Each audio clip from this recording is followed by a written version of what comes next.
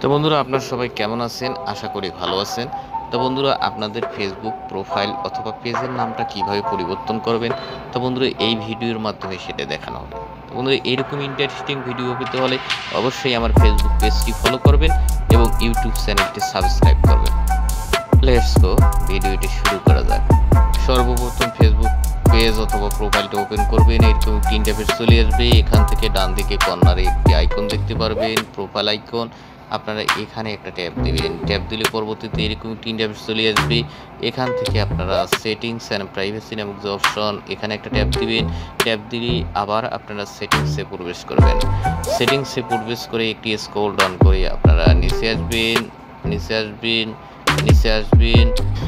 এরকম একটি ইন্টারফেস চলে আসবে। এখান থেকে পেজ সেটআপ নামক যে একটি অপশন দেখতে পারবেন। আপনারা এই পেজ সেটআপে একটা ট্যাপ দিবেন।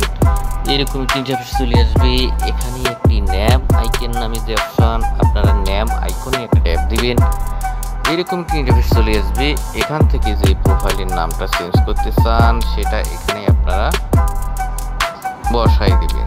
দেওয়ার পর আপনারা নিচে একটি অপশন দেখতে পারবেন, রিভিউ চেঞ্জ। এখানে একটা ট্যাপ দিবেন।